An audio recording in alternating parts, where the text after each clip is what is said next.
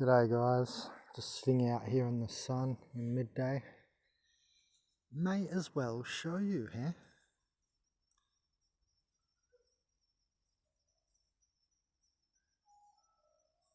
Oh, look at the purple. Nice. Oh, what is that? It's interesting. Is that like an eye? That is weird looking. Oh, look like a cosmic boob. Anyway, so just wanted to make this video because I thought it made a really good point. This article I was just reading, just came across. Blinded by disbelief. Yeah, see, that's why I've made this video, because I'm going to have to yoink that title. It's a good title. I want to use that because I see it's a really good idea. Now, let's go past all this, the coronavirus, this and that, dead bodies stacking here and there. We all know what's going on. Some people don't believe it. Either way, this is the point here that I wanted to get to. So the article was called Blinded by Disbelief, how, COVID-19 is going to be pretty much like a mirror for climate change. Because this COVID-19 is one virus, sure, just one. Climate change impacts will bring many new illnesses of this apocalypse, yeah. There's going to be plague after plague after plague, and there's already problems with farming globally, water problems, all kinds of soil degradation, and it's being degraded, and that's monoculture use. We're going to have to switch to how the forest grows, intertwining food plants, a food forest, permaculture, not monoculture. And I think that's going to become the norm. It'll start simple, like some farmers will use like the Three Sisters method, that method of the beans and, the squash, the beans, and what's the other plant? That three method of growing. Those three plants have got the other one. It's in Consciousine. And, it just essentially is growing plants together. They help each other. They pass nutrients through the soil and everything. So, and then there's the water problems, and there's other farming problems. Now there's economic problems, right? And social distancing and a disease spreading through, even farm jobs as well have to be affected and take time off and so forth. And, people are buying less of their products possibly, and blah, blah, blah. So there's just problems stacking upon each other, and that's the apocalypse. That's why I said layers of the apocalypse so many times, because there will be layers, and they're just going to stack up. When will the stacking finish? I'm not sure. I'd guess the last cycle, at least the last 7 years, so the 2080s. 2089 is the last year of the apocalypse. From 2012 to 2089, 7 11-year solar cycles, and that 7 is that Christic number again, and 11 renewal. And I would say at least the last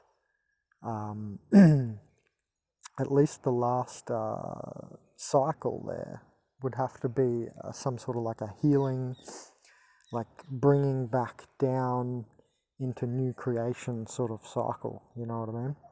Like the whole thing is that, via facing, that's what the apocalypse is, to uncover, and facing what you uncover. What's lying there in the dirt? Is it a dead body, or is it a huge gold nugget? Well, we've discovered some people are soulless. That's uncovering the human body. Do you understand? So it's the apocalypse. In Greek, apocalypse means uncovering.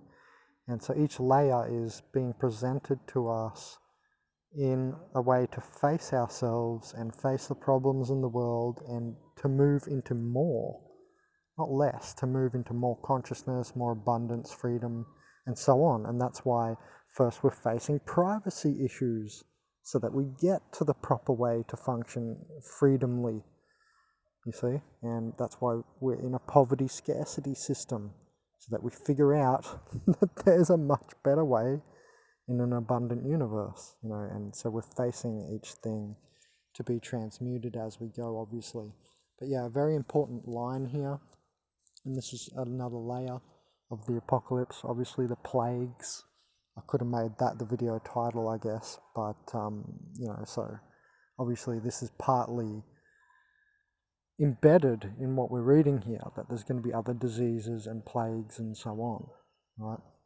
So COVID's just one virus. You know, climate change impacts will bring many new illnesses, as we have seen from the spread of Zika, for instance. And I'm almost vulnerable to Zika here in Uruguay, but not quite. It's not too bad here. There's not much dengue. There's not much malaria. It's not so bad here in Uruguay at all. But up north in Brazil, I'm sure they're suffering more from Zika virus, right? And yeah, that has partially been spread because of the change of the climates, where the mosquitoes will hatch, is very niche. Just the other day, there was no mosquitoes. The next day, there was 1,000 hatching over in the vines on the grass. I actually made a video, but I'm not sure I want to actually publish that video. I won't take you there. You don't really see much, but I'm not going to publish it, I think, because it was just a 1-minute video of me being attacked by mosquitoes. But the point was, one day there was none. The next day, you know, the dew was right, the eggs hatched, and there was 1,000 mosquitoes. And then today there's, you know, far less. I was lighting up mozzie coils all yesterday, like the whole day, just kept lighting them up. And today I've only really used one. So there's going to be a lot of variation, and that comes, you know, from their microclimates where they hatch and stuff. And we know mosquitoes are really main drivers in the environment of disease as well, right? Not everybody gets bitten by a ravaged dog, but most people get bitten by a mosquito, you know. So anyway, it's an important note, obviously, there. We won't have the luxury. Yeah, that'll be what I think we're at the height of, almost, anyway. You know, because this is what the elites want. They want to have ultimate luxury while everyone lives in like slave-like conditions around them. And we're heading to like a peak of that probably around the 2050s or 60s. I don't know, it could be sooner. Not quite sure how the technology will lace over and interlace. You know, will you get the access to solar panels by the time that electricity is completely unaffordable, or will it be 10 years after, or 10 years before? I don't know. But so, you know, these are the types of things that you should be considering, because things will go to extremes. Systems will be popping. All systems of this old paradigm and way of human living will be popping. One by one, just the layers will take out the faulty spots, or the and you know, faulty systems, and it will just pop and explode. Like the fiat currency is a great example, right? And debt fractionalized banking. It's going to pop into cryptocurrency, and the Fed will probably introduce its own cryptocurrency soon. But, you know, that's a new platform, a new way of being, the electronic currency, and I'm just using that as an example. Anyway, there'll be like, most of us will be experiencing this sentence: we won't have the luxury of what, Ben? Of many things, like of many things that you have now the luxury of, like even just the basic things like food. We talked about farming degradation, degradation, there, I can say it. Farming degradation, and you know, that's just, hold on, I want to highlight this so it's in your memory. That's just one example.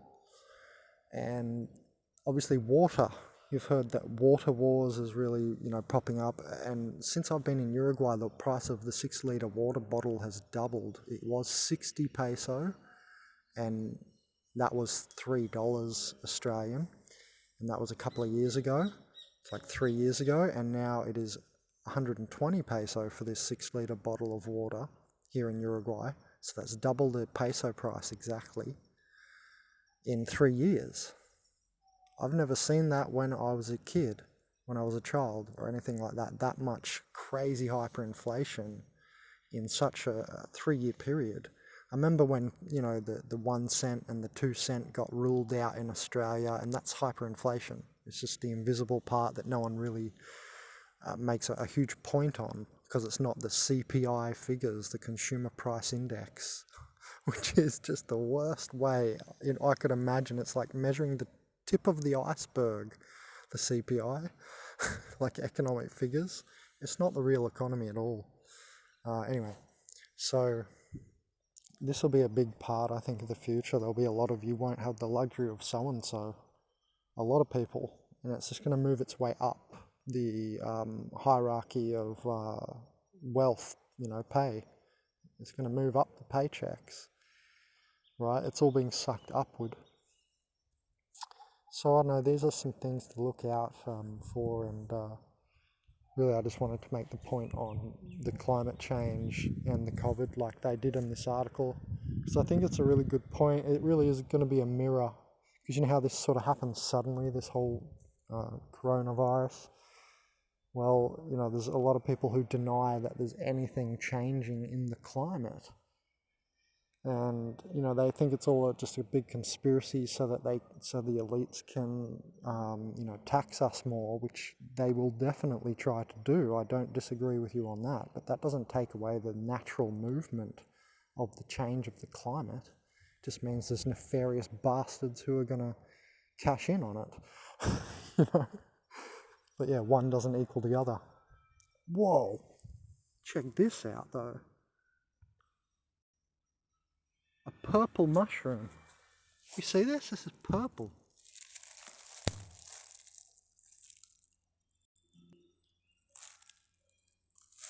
I don't think I've ever seen a purple mushroom. I can't remember. Is this what type of, like a little boletus? I better not act like I know what it is, because I don't know what it is. Could be a type of boletus or what? Can't remember if I've ever seen this or researched it even. Ah, it's purple. Can you see this colour or what?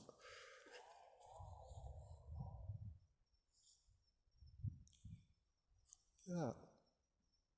Oh.